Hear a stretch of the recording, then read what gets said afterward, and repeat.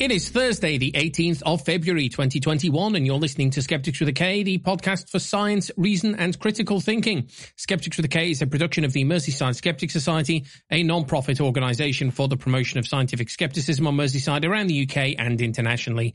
I am your host, Mike Hall. With me today is Marsh. Hello. And Alice. Hello. So it was Valentine's Day. It was. It was a peculiar Valentine's Day because it's been March 2020 for a year now, and all of the days have blended into one. Yeah, I was just thinking that. Do you remember we used to do this show face to face? I know. Like, we were in the same room and we breathed the same air while recording. It's strange. We were always like, oh, I mean, that's how we all got COVID. Yeah, that's how that's happened. It used to be like, oh no, we've got to do it in person because it's just not the same when we're. It's really useful to have the actual connection. We can't just do it remotely. Turns out we fucking could have done the entire time. I didn't need to hang around with you pricks any of this time. I mean, the video chat helps with that. Doing it on video chat helps with that a lot. Yeah. That is true. Technology caught up. We'd have struggled to do this on video chat when we first started. But yeah, so it was peculiar because normally, kind of Valentine's Day is a thing. And I did fuck all for Valentine's Day because I didn't even notice it coming. We've never done anything. We rarely do stuff for Valentine's Day. Warren bought me a card and some flowers, which was nice. Nicola actively hates it. Yeah, it's normally along those lines, a card and some flowers. It's an excuse to do something rather than it's a big thing we celebrate necessarily. I think Nicola bought me a Valentine's card one year just because I'd never received a Valentine's card before. So she was like, well, I'll get you one then. But other than that, Nicola is actively antagonistic towards the concept of Valentine's. And if you threaten to do something that looked like it might have been a Valentine's thing, she would just immediately dump you, essentially. Good. So none of you should go out with Nicola if that's what you like. That's very Nicola as well. I like that. It is, 100%. So have you guys, what have you guys been up to? Well, nothing, obviously, apart from hearing from family members who've been vaccinated. Good. So that's good. My mum's partner, who's very ill and has all sorts of chronic conditions, is vaccinated now. A couple of days after he got vaccinated, he got a letter from the council saying he's vulnerable and should shield. Good. Which came a year too late, but there we go. My sister has been vaccinated. I found out today. My dad's going to be vaccinated soon. So it's working its way through the populace. We are on I've seen the priority list that's published on the government website to say we're going to do all the over 70s, then all the over 60s, then all the other 50s, etc. And all three of us are in, and then everyone else before September. Yeah. We're not remotely considered any sort of high. I mean, we've all had it, which doesn't help. Yeah, exactly. But yeah, we're not remotely considered a priority. We're just chorus. We're extras. We don't even get a listing in the credits of the film. We're just extras.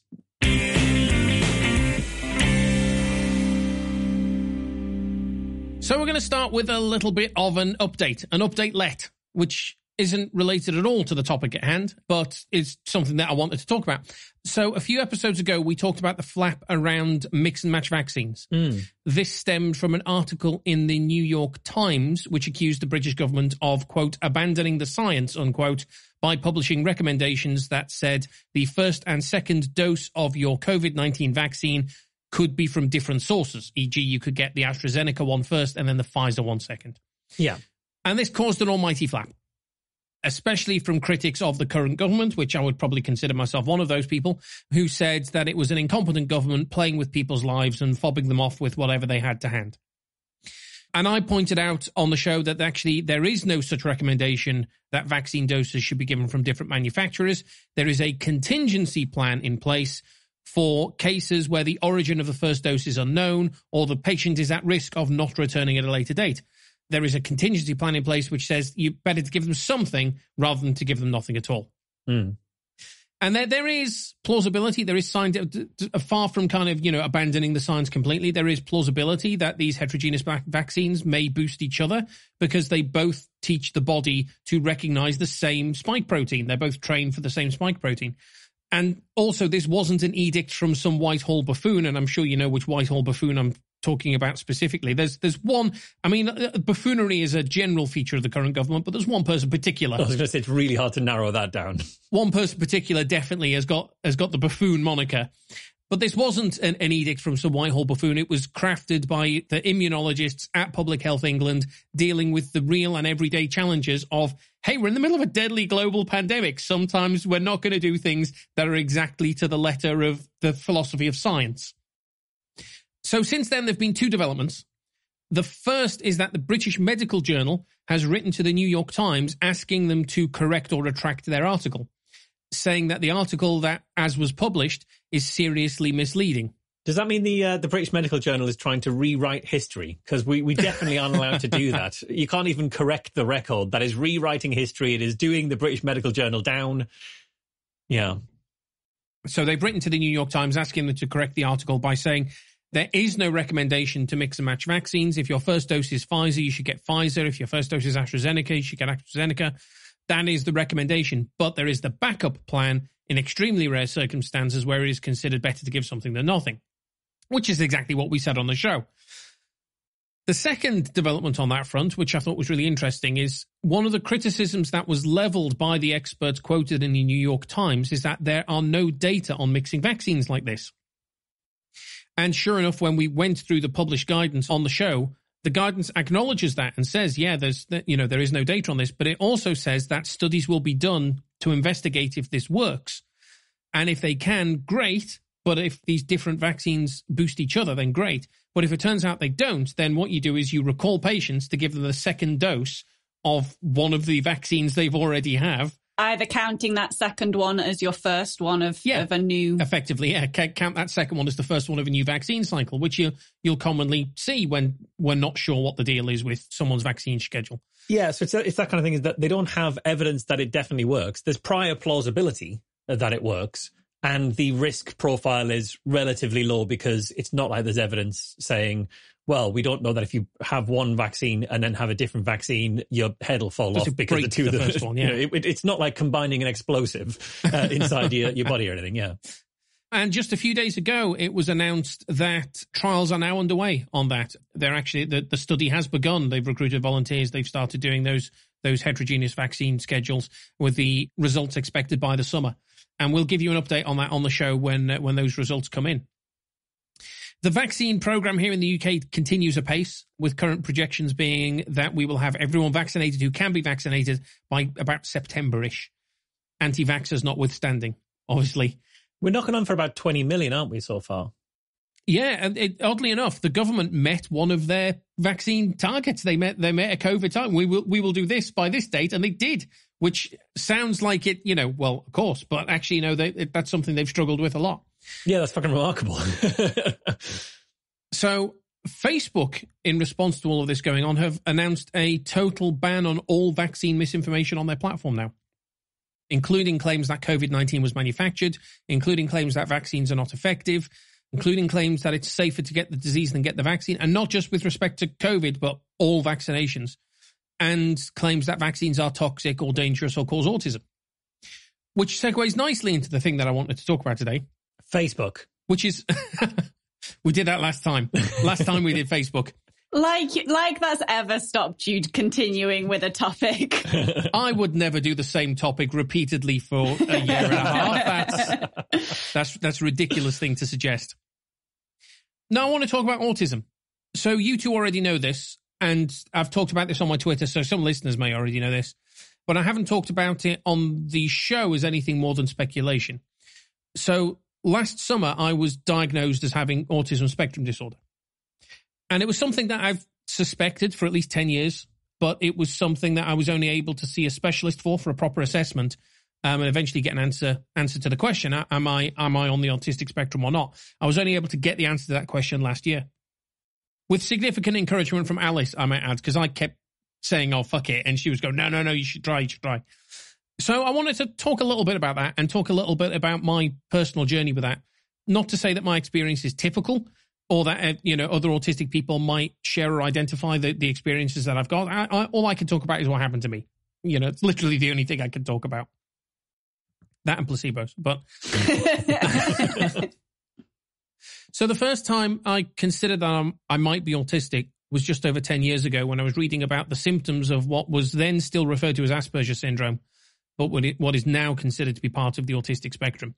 And I was quite taken aback when reading about it, because so many of the symptoms were things that I could identify with. So many of the, the typical signs of Asperger's syndrome was something that I could identify with. So the high anxiety that I have around social situations, the difficulty that I have making friends, appearing to be blunt or rude without meaning to, having a fixed routine and struggling with feelings of anxiety if that routine is interrupted, planning things carefully before doing them, noticing details that other people don't, avoiding eye contact with people, and having a very keen interest in certain subjects. And all of these things are like on the list of, and it's like, yep. All of those things. Also, the fact that they chose to illustrate the article with a photo of you probably also threw you in there. And as I was reading this, I was thinking, but that's me. But that's me as well. But that's me too. All the way through the article. And so I started to Google, do I have Asperger's syndrome? How would I tell? How do I know? How do I know if I've got Asperger's syndrome? So the first thing that I came across was an online quiz. It was a fairly comprehensive, but nevertheless an online quiz. So the expected caveats to be had for any online quiz, which claims to give you a medical diagnosis. Yeah, it wasn't like a BuzzFeed one. Like, which of these autistic celebrities are you? BuzzFeed listicle. But I took the quiz anyway, in the full knowledge that it's an online quiz. It's not a proper diagnostic tool. But I took the quiz, and the result of the quiz was, fuck me, yes, you are autistic. Not quite as glib as that, but it was still, strongly, off the scale. Yes, you display a lot of autistic traits, which took me back, to be honest, because I had anticipated that if it was going to be a yes, it was going to be a borderline yes. But the answer that I got in that initial test was actually emphatic. It was fuck me, yes. But I was wary, as I say, because it was an online quiz which claimed to diagnose a medical condition. So I asked my partner at the time if she would take the quiz as well. And she took the quiz, and her results said, no, not autistic at all. No reason to think you're autistic. I asked some other members of my family to take the quiz, and they did, and it said, no, you don't. And for me, and I would take it a few times, it was a big enough quiz that you didn't remember every answer that you'd given. But I took it a few times, and for me, every time I would take that quiz, it was strongly positive. So I went to talk to my GP. And that was a big deal for me. I pushed myself to do it because I really wanted to know, but it was a big deal for me to go to my GP. That question had been raised, do I have autism? And honestly, I didn't really care what the answer was. I just wanted to know the answer. I just wanted an answer. And I went to see my GP, and my GP told me that I was wasting their time.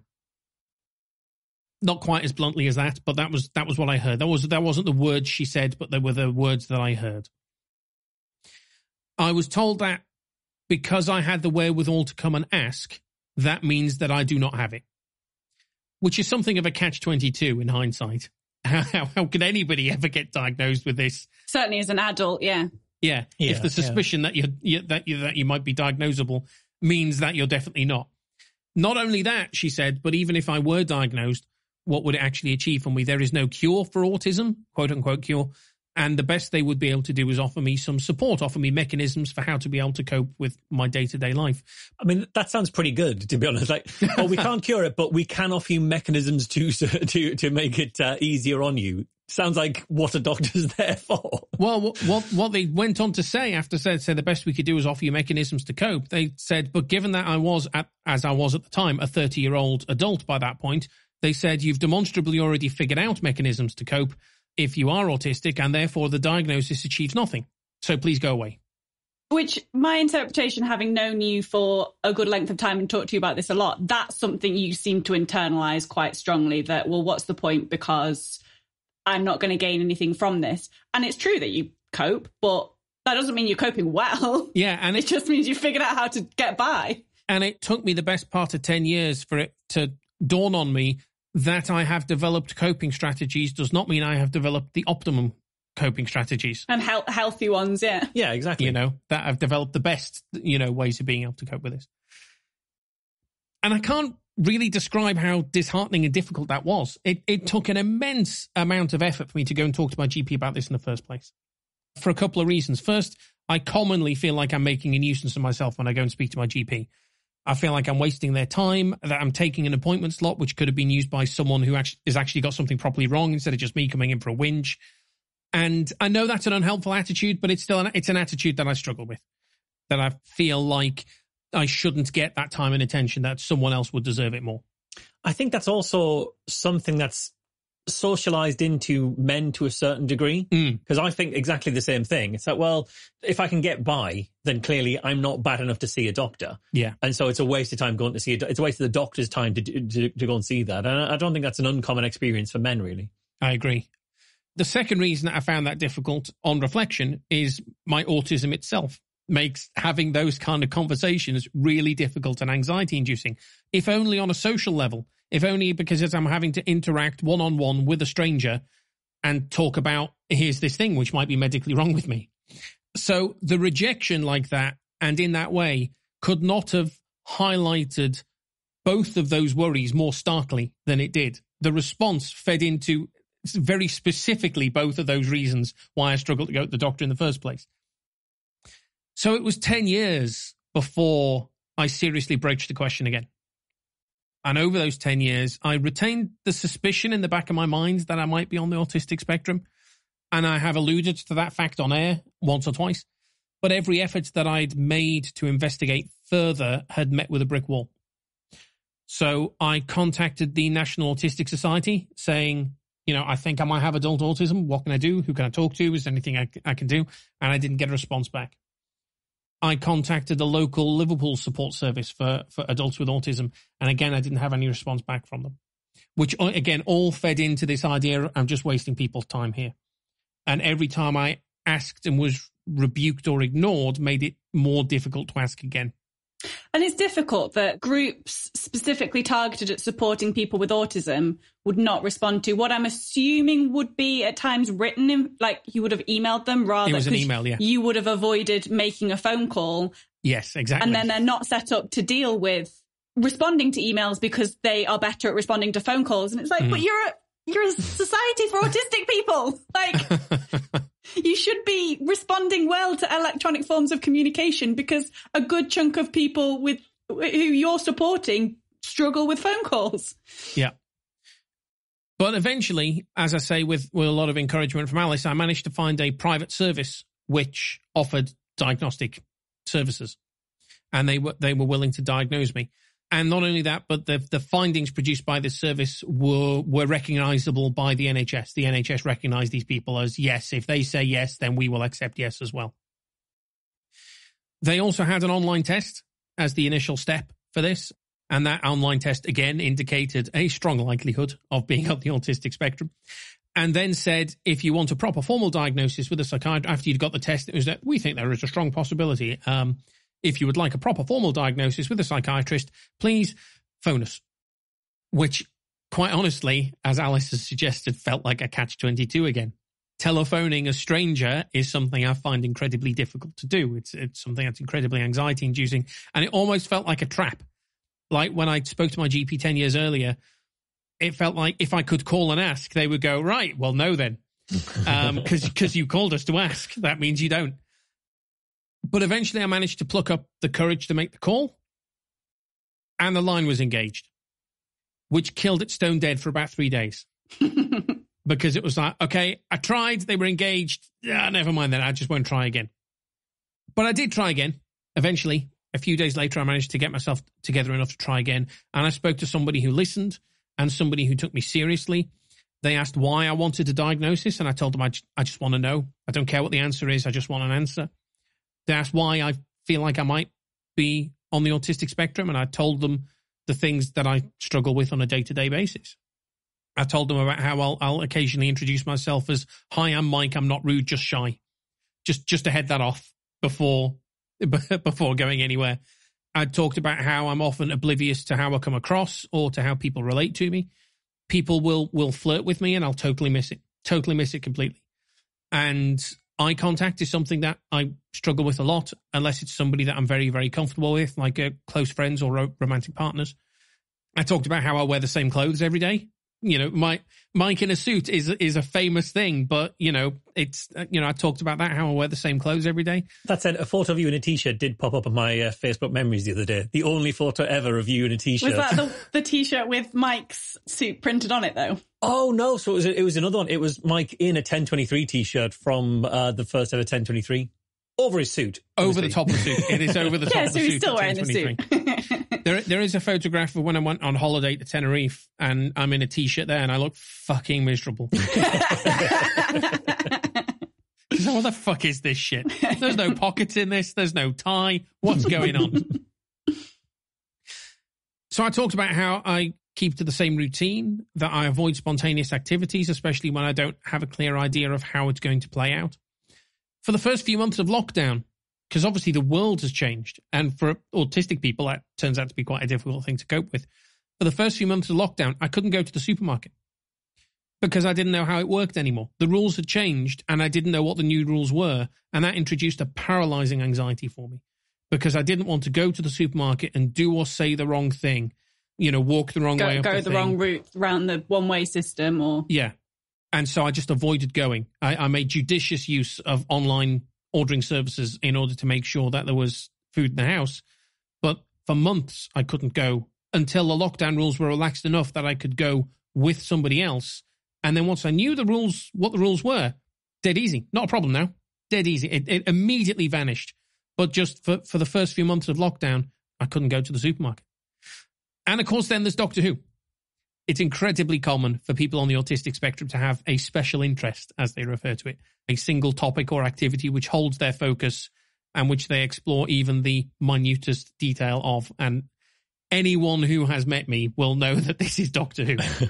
Special interest is a weird term for it because it's specific in that context, but in other contexts, it's entirely euphemistic. It's like special interest magazines are the ones that you don't put on the brief, you don't put out on the shelves. So Mike has he's got a special interest. Yeah, I don't think you know what it was like to be a Doctor Who fan in the late 90s, mate. He's got a lot of DVDs that you can't get in many places. We'd go and buy Doctor Who magazine, hide it inside a special interest magazine to save the embarrassment. It's the way we would do that. So on the basis of that initial telephone interview that I had, they agreed to do a full assessment of me and what was going on. This took the form of a series of psychometric tests, which were questionnaires to be filled out effectively, but also questionnaires to be filled out by my partner, which they said, give this to your partner to fill out. You were like, can I have 2 copies, please? Yeah, I've got 2 partners, being polyamorous. So I had both of my full-time partners fill out the questionnaire and sent them both off and said that the clinic can worry about that. It's not my problem. And that was then followed up by a 3-hour one-on-one interview with a specialist psychiatrist whose day-to-day was adult autism diagnostics, which should have been in person. The way that's meant to work is meant to be in person, but COVID means that it actually took place on Zoom, which worked for me because I didn't have to look him in the eye. In the run-up to the interview, I started to question whether I really wanted to know what the answer was. Because so many things about me, my love of Doctor Who, the attention to detail, wearing the suit and tie, these are all things that I previously considered to be just part of what makes me me, what makes Mike Mike. And so many of those things were very clearly indicative of autism, symptomatic of autism. And I started to question how much of me is really me, how much of what I thought was me is actually symptoms, and how much of what I thought was, how much of what I think is me is described in the DSM-5, And it felt like losing myself. It felt like I was losing pieces of me because things that I used to thought make me me, that's not you, that's the autism. That's not Mike, that's the autism. And it felt like losing myself. If the answer was yes, then it felt like I was losing a part of myself, which was really scary. But then if the answer is no, you're not autistic, that means all of the things that I struggle with, the anxiety, the difficulty making friends, the lack of awareness, that's just because I'm crap. It's just because I'm crap at life. I'm just bad at it. I'm not a bad person, just crap.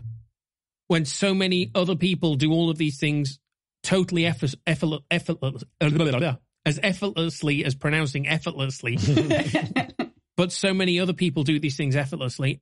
Or appear to, or at least with the illusion of effortlessness. Yeah.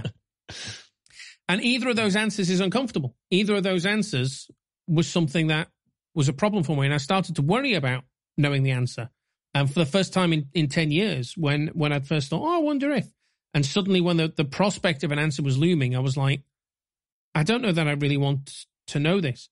But being a skeptic, of course, I was like, There is a right answer to this. There is an answer to this question, and being ignorant of it doesn't change the fact that there is an answer.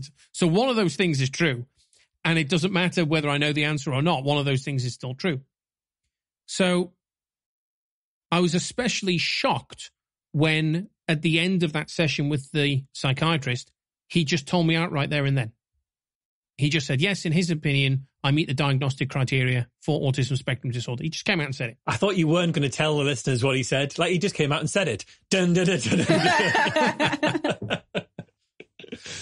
What they had told me when I'd initially gone to sign up for the thing was that after the interview, it would be 10 to 14 days before I received the diagnosis, and that would be in writing. So I wasn't really prepared. I wasn't really steeled for just being told outright there and then. He probably wasn't really prepared to have a mic walk into his Zoom though either. He's like, oh no, I don't even need to deliberate about this one. Yeah, like sometimes you need an X-ray to confirm that a bone's broken, but not when it's protruding through the skin. This is broken, honestly. But that hit me quite hard. Him just coming out and saying it was like, boom, not negatively, just like, oh wow, okay, that's big. That's a big deal. It's a lot, yeah.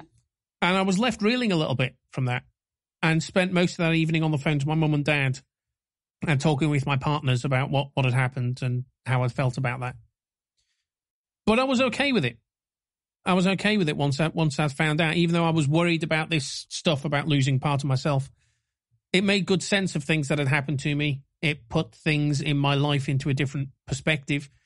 That fear I'd had about losing myself turned out not to be a problem after it was pointed out to me that maybe a special interest is an autistic thing, but that the interest is Doctor Who is a Mike thing. That the routine is an autistic thing, but that the routine is wearing a suit every day, that's a Mike thing. You know, there's still me in there, even in the parts of me that, you know, seem to be driven or derived from the autism. And looking at it from that perspective helped me accept those things as part of me, not just a symptom, not just a line from the DSM-5. It, you know, helped me really accept that. So it's been 6 months now since I was diagnosed, and I'm still learning really about what being autistic and being neurodivergent means for me. I've, you know, been following people on Twitter and looking at people on Instagram until I deleted my Instagram because fucking Facebook, and, you know, trying to learn and listening to other autistic folks talking about their experiences and going, Christ, yes, I get that. Yeah. Like the way sometimes people who turn up to Merseyside Skeptics say, oh Christ, I thought I was the only person who thought like this. And I feel that a lot when I'm reading some of the things that have been put out by people speaking on behalf of the autistic community. Well, I bet you have the other way, because I have this with various things and chronic health conditions and stuff, where it's, oh, I thought that was normal. I thought everyone had that. Yeah. It just never come up. So for listeners, it turns out this is why I've got a difficult time talking with you at QED. It's not because I hate you, not because I'm being rude. I do appreciate it when people come and say hello and tell me that they like the show or that they enjoy the weekend at QED or whatever. I just don't know what to say back to you. I don't know how to handle the rest of that conversation, so I avoid having it at all. For friends of mine, this is the reason why I don't text you back. This is the reason why I don't call you, because those social interactions are hard for me. They're hard for me to cope with. This is why I'll sometimes slink off without saying anything, because I'm exhausted from having to feign social niceties and I just need to escape so I can relax. This is the reason why. It also means that I can't wait to get my COVID vaccine, because it's not like it can make me double autistic.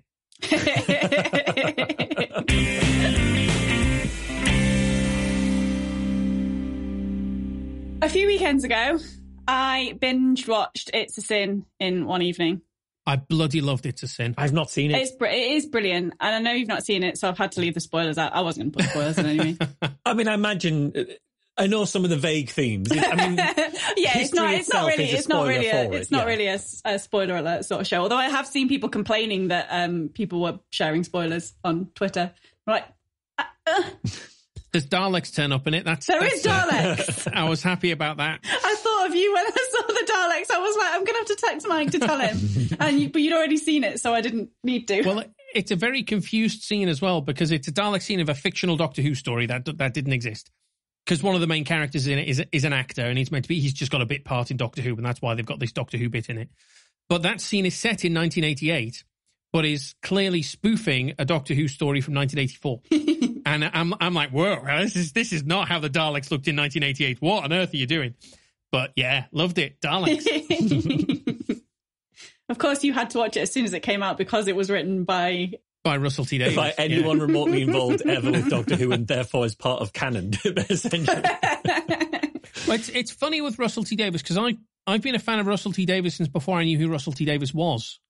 Back in the 90s, he was late 80s, early 90s. He was the producer of Why Don't You? And the run that he did on Why Don't You, I loved. It was brilliant. I watched it because he turned it into a children's drama instead of, today we're going to make Rice Krispie cakes. I have no idea what you're talking about when you say Why Don't You. And Alice obviously doesn't know.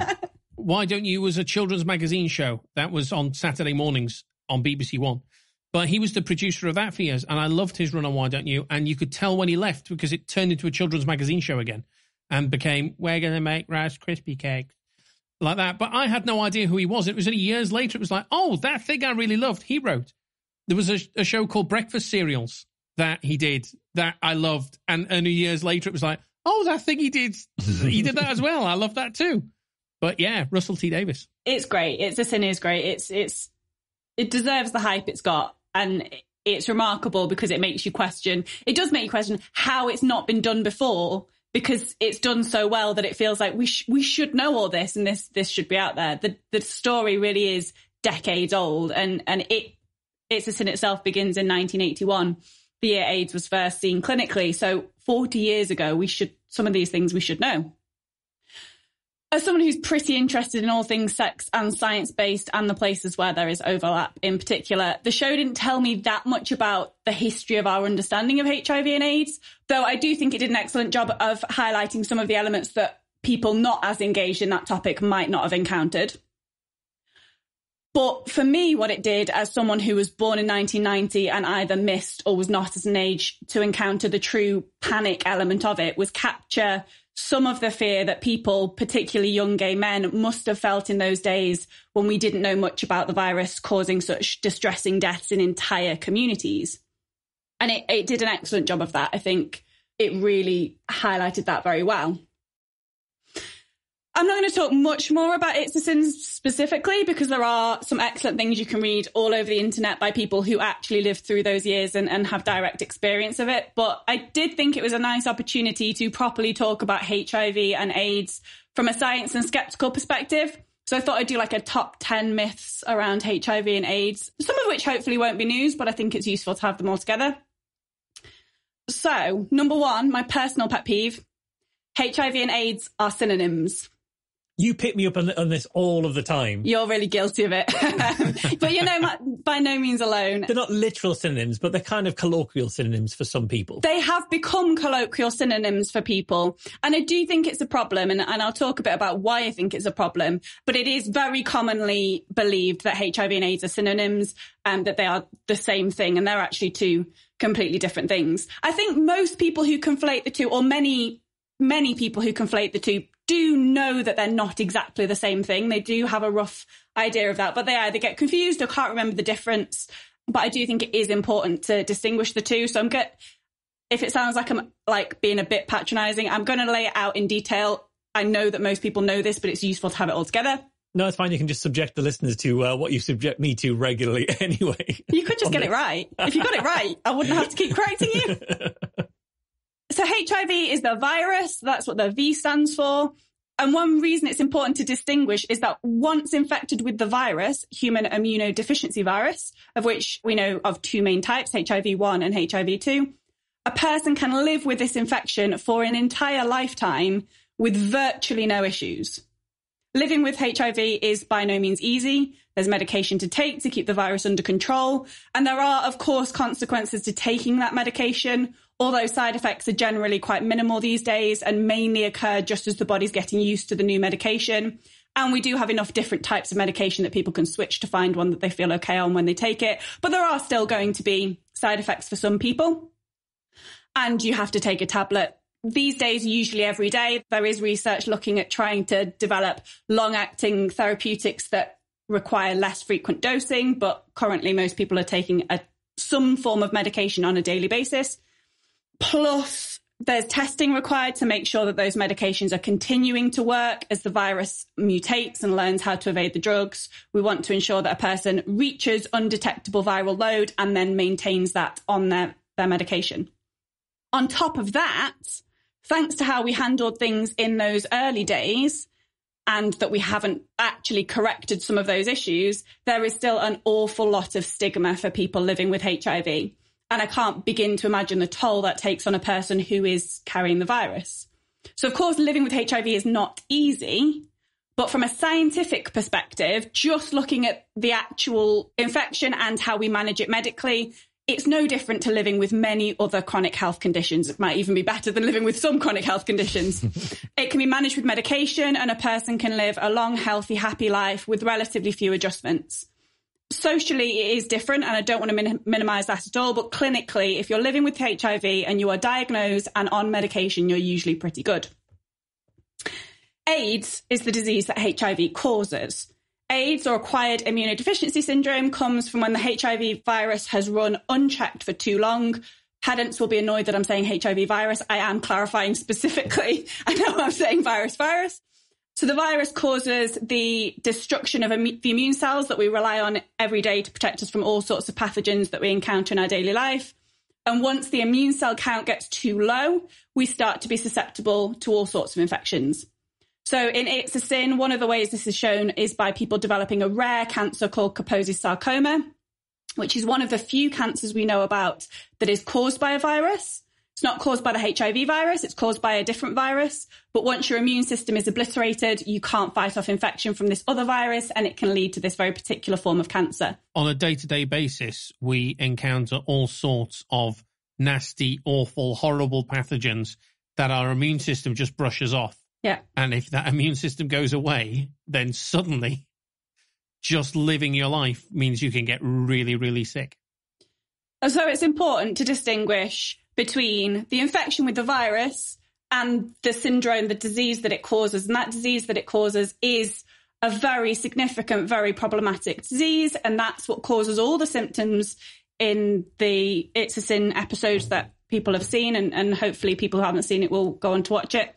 But a person living with the virus can be completely fine for many, many years. And if they're on medication for an entire lifetime. And I think it's important to distinguish the difference to really understand what you're talking about when you talk about it. Myth 2, you would know if you or someone else had HIV. So even without treatment, HIV infection has a stage called the latency stage. The stage can last a decade or more. And in that stage, the virus is active and transmissible, but is replicating at a slow pace and hasn't overwhelmed the system. So a person who has HIV in the latency stage usually feels pretty good and has no real symptoms. Relatedly, myth 3, you would have absolutely no indication if you became infected with HIV. I know that this sounds paradoxical, but there are some things that can indicate HIV presence in the body. Firstly, when a person first encounters the virus, their body recognizes the infection and starts to fight it off. So in the first few days of infection, a person might feel a little under the weather. They might not, they might have no symptoms, but they might start to feel unwell. This is called the acute phase. And at this stage, a person would have quite a lot of virus in their system and are pretty infectious. And they might have flu-like symptoms, aching joints, muscles, fever, rash, swollen lymph nodes, for example. They might feel fine, but they might have those symptoms. And within a few weeks, 2 to 4 weeks, this stage progresses to the latency stage and the symptoms abate. Is there any examples or cases in history where the body has successfully fought it off? Or is it just not, that's not something no one's ever been able to do? Like no immune systems have been able to do? I don't think it's been successfully fought off by a regular immune system. There have been a couple, and I mean a couple, of cases of essential cure of HIV. But that usually happens when you have essentially replaced the entire immune system with the immune system from somebody. So you've done a full bone marrow transplant. Yeah. And you've done that transplant from somebody who has a specific genetic mutation that prevents them from being susceptible to the virus. And some people do just carry that genetic mutation and are less susceptible to the virus. And this comes up. We've talked before about the CRISPR issues where they developed the CRISPR babies, and one of the genes that they were looking at was to prevent HIV infection because of this mutation. So you might have symptoms early on when you first encounter the virus, but you might also start to get some little niggly symptoms the longer you live with the virus. So the longer you live with it, the more likely you are to have more virus in your system if it's untreated, and you will start to get niggly symptoms associated with problems with your immune system. So you might start to get some rashes or joint and muscle aches. You might get a fever or lose some weight. Not things that are unique to HIV, all symptoms that we regularly encounter in our day-to-day lives.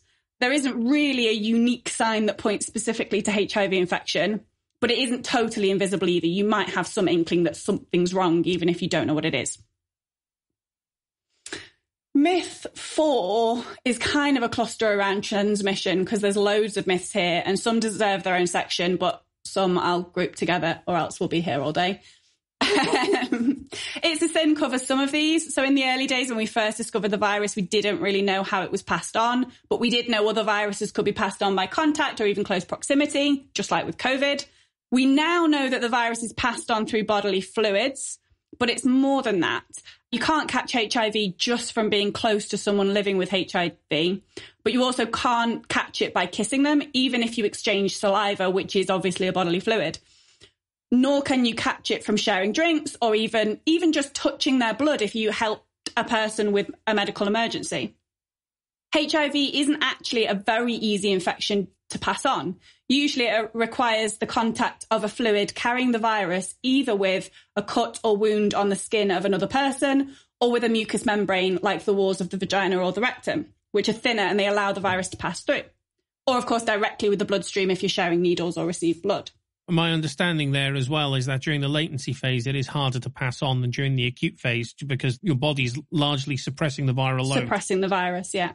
So, yeah, in the acute phase, first 2 to 4 weeks from after infection, you will be quite infectious. And then in that latency phase, you can still transmit the virus, but the risk is lower. Indeed, it's harder, but still possible. And I want to be very clear about that. Myth 5. Once you've been exposed to HIV, there's nothing you can do but wait and find out if you have the virus. I think this causes a lot of anxiety around people getting tested. Like, people feel like I've done something risky and I've just got to wait and see now. And then they might put off getting tested because they don't want to know. But actually, although we can't cure HIV once it's made itself at home, if you act quickly when you think you might have been exposed, there are medical options to help prevent the virus settling in. So post-exposure prophylaxis is medication that is taken every day for 28 days after HIV exposure. Doesn't always work, and it's more likely to work the sooner you take it after exposure. So ideally within 24 hours and no more than 72 hours. But if you think you've been exposed in some way, then it is an option. Myth 6, and I want to talk about this one carefully. If you have HIV, you can never, ever, ever have unprotected sex ever again. So the transmission I've discussed so far is transmission from someone who is living with untreated HIV or treated HIV where the viral load isn't fully under control yet. But these days, the goal of treatment is to get the viral load in the system so low that it is undetectable. So we know the virus hides, it never truly goes away, apart from those couple of known cases where the virus has 100% left the system, but unusual circumstances. But if it is undetectable, then it is effectively untransmissible.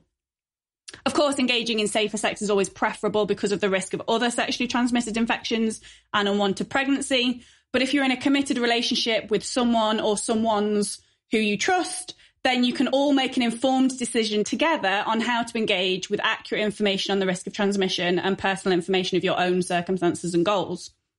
There are a lot of things to consider here that I'm not covering. This is not enough information for anybody to make a decision, but it's not as clear cut as people tend to think. And there can be a discussion for people involved in that situation over whether they want to use barrier methods of protection or not. Myth 7, condoms or abstinence are the only way to protect yourself from HIV. So a lot of people tend to think that the only thing you can personally do to protect yourself against infection is to use condoms, barrier methods, or to abstain from sex. That most of the responsibility essentially lies with the person carrying the virus and how they engage, whether they're taking medication or disclose their status to you before sexual interaction, for example. But there is a medication called pre-exposure prophylaxis, or PrEP, which can be taken immediately before sexual contact if you are at risk. So currently in England, this is mainly if your sexual partner is living with HIV, which isn't ideal. We would like it to be available for more people. But there is a trial underway that makes the medication available for people who might have forms of sex that are at greater risk of transmission. Again, it has no effect on other sexually transmitted infections, so you probably still want to use a barrier method of protection, but it is there as kind of an option. Myth 8, it only affects gay people. I think this myth is massively persistent. Really? And I know some of these myths I've mentioned are things that a lot of you will know, but some of them, like, this really is persistent. It still sticks around. There are some sexual activities that are at greater risk for HIV transmission if one of the parties is carrying the virus, and that includes penis in anus sex, which means that the highest risk group is men who have sex with men, as it is typically termed. I'm not sure the research ever teases out any further detail there. It lumps all men having sex with men, which doesn't always involve penis in anus sex. But plenty of women are diagnosed with HIV infection every year, and penis in vagina sex does carry risk of transmission. Plus, plenty of heterosexual relationships might involve penis and anus sex. And, you know, we know that this is something that affects basically anybody who is sexually active. You have some level of risk, even if it's quite a low level of risk. For example, sex between two women has the lowest risk, but there have been a few instances of infection this way recorded. Something I thought was really interesting watching the characters in It's a Sin talking about this, their skepticism at the idea that this was a gay plague, as it was being termed at the time. Yeah.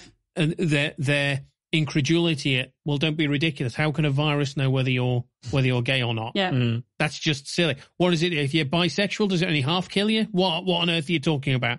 Was the way the characters who were in denial of the idea that that HIV existed at all. That's how they were talking, especially in the earlier few episodes of the show before, which are set earlier on, is when HIV was still a whisper, an idea, that kind of, have you heard about this thing? It's not real though, is it? It's just straight people trying to stop us having fun. And it was interesting seeing those, because a lot of it, what's in It's a Sin is from Russell's recollection of being there at the time and living through those times, you know? Yeah, and that's, you know, it doesn't necessarily make immediate sense until, you know, you understand the science of how the different forms of sex work. You know, the mucous membrane inside the rectum is very, very thin. It is thinner than the mucous membrane inside the vagina. It is more prone to tearing, which increases the risk. It is thinner, so it's easier for the virus to get through. It does make sense. But obviously, if you're not understanding why it might make sense scientifically, then it can easily be dismissed as, how could a virus possibly know the difference? And it doesn't know the difference between gay or straight. It doesn't specifically affect gay people. It just means that people having certain forms of sex are at slightly increased risk. And once you've got increased risk in a pool of people, then that pool of people has slightly more of the virus knocking around as well. Yeah, potentially. Yeah, and it escalates that way, yeah. Myth number 9, people with HIV can't have children. I think this is properly put to bed now, but we are at a stage now where we understand, or certainly in our part of the world, it's not necessarily the case, and I've not really touched on it at all and won't really, because I'd have to do more research to get that right. But obviously in parts of the world, this is a completely different story based on what treatments are available, how society perceives infection with HIV and all of those different complicated things. But we're now at a stage where we understand that undetectable is equal to untransmissible. Combined with the use of PrEP, we know that men who live with HIV can have sex with a partner who doesn't have HIV with the goal of pregnancy. Similarly, we know that a mother who carries and births her child can reduce the risk of transmission to that child through the use of medications. And We know that mother-to-infant transmission through pregnancy, birth, or breastfeeding is an HIV transmission route, but we can control it medically, such that if you know your status and follow the advice of your medical doctor, you can have children through pregnancy safely. Myth 10 is the one that I think affects most people. It's better if I just don't think about it. Hopefully, throughout this piece, it's become clear that the best case scenario, should you contract HIV, is that you know about it. And you know about it early. HIV is no longer a death sentence. If you know you have it, it is treatable. And with treatment, your risk of transmission to others is hugely reduced. A lot of people think it's very scary, and as with all scary things, try not to think too much about it. Or they assume it can't happen to them, and if it does, there's not much they can do about it anyway. Decades of research has given us good drugs that mean many people have long, healthy, happy lives. There's always more we can do, especially to help vulnerable and marginalised groups, but we're in a strong place scientifically, and the trick is to be informed and get tested regularly. And being informed doesn't just help you. If you're HIV negative and wish to prevent infection to yourself, then the information is useful. If you're HIV positive and wish to understand how it affects you, or you wish to prevent transmission to the people you encountered, then the information is useful. But it also helps us all relate better to each other. There's so much stigma around HIV, and that stigma is damaging both for people with HIV who have to bear the brunt of that stigma, but also for people without HIV who might put off getting tested or perpetuate that stigma themselves. And then there's the people in the middle, the people who I think a lot of our listeners will be. We know there's no need for stigma. We understand roughly how HIV works, but we still contribute unknowingly to some of that misinformation, perhaps by conflating HIV and AIDS, or by sharing scare tactics around safe sex, assuming that scare tactics are the best way to teach safe sex methods. Or even by just assuming it won't affect us and not then getting tested ourselves. So here is your homework for this episode.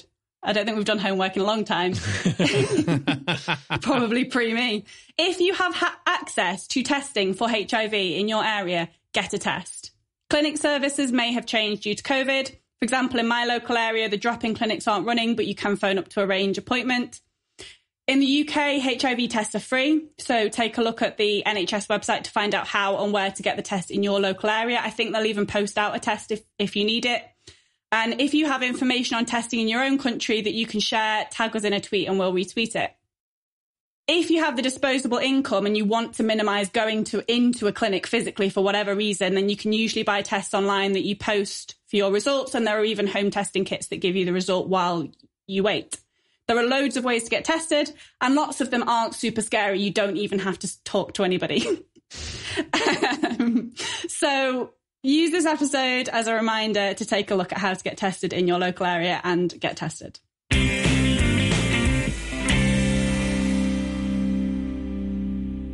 So, Skeptics in the Pub online. Marsh, can you give us an update on that? Yeah, absolutely. Tonight, as of the show going out, that is February the 18th, we have Dr. Dean Burnett, who's going to be talking about the science of mental health, how it goes wrong, how it's treated, and the many misunderstandings in between. That's going to be really, really fascinating. Dean's a great writer. He's written quite a few books that have been like bestsellers, and he's a very interesting chap and a funny chap to listen to as well. So that should be a really insightful look at what is quite a tricky topic. So you can find that out if you go to twitch.tv/SITP at 7 p.m. UK time tonight. And then next week at exactly the same time, but on February the 25th, we have Dr. Emma Chapman, who's going to be talking about switching on the stars at the dawn of time. So about astronomy and the afterglow of the Big Bang and all that kind of starry type stuff. And that's also, again, at twitch.tv/SITP. And don't forget to switch the stars off again as you leave. Well, we've got a climate crisis on, Marsh, and it's something that we need to take seriously. We need to be taking that stuff seriously. And Skeptic Magazine, what's going on with Skeptic Magazine? Yeah, the mag's been publishing plenty of interesting stuff all month. You can go there to find the story from Fernando Severa of the time he and his friend, when bored at university, decided to invent a pseudoscience which involved magnetizing human feces, and promoted it for a laugh up until the point when alternative therapists try to buy it and sell it. And then they thought, how far can we actually go with this? And they ended up speaking at national mind, body, spirit festivals and all sorts of stuff and having conversations with the Spanish equivalent of the NHS. So just demonstrating how far these ideas can really escalate. So there's a great piece there that's worth reading. There's a piece from former editor Deborah Hyde about how monkeys understand the value of trading and bargains and how this in some way can explain the bargains we make with superstition and with gods throughout the course of mankind. And there's loads of other stuff there as well. So you go to skeptic.org.uk, you can find out all the stuff we're publishing there. And about trickle-down banana economics. Absolutely. That's fully how that works. They just throw the bananas out the trees. Is how that works. You can also check out Be Reasonable. So the last Be Reasonable is still there. The next Be Reasonable will be out very shortly. It should be out actually next week on the 25th. And that is for the first time ever, I believe, on Be Reasonable, a returning guest. I speak to Darren Nesbitt, who I last spoke to about the Flat Earth movement, because Alice and I saw him speak at the Flat Earth conference. Since then, he's become one of the country's most prominent anti-lockdown activists. He's a prominent, his position on COVID is that a virus isn't real, viruses aren't real, and therefore COVID can't harm you and you should be wearing masks and masks are dangerous. And we get into all of that and into a few other places too. And I think it's absolutely textbook Be Reasonable stuff. So you can check that out next Thursday. It should be out. But does he know the difference between HIV and AIDS? I think he doesn't believe. I can't be certain, but I don't know that he believes in either. I think we might have even talked about HIV a little bit. Spoilers for Be Reasonable. Marsh wouldn't know because he wouldn't know if they were talking about the virus or the disease. Well, aside from that, then, I think that's all we've got time for. I think so. All that remains then is for me to thank Marsh for coming on today. Thank you. And thank you to Alice. Thank you. We've been Skeptics with a K, and we will see you next time. Bye now. Bye.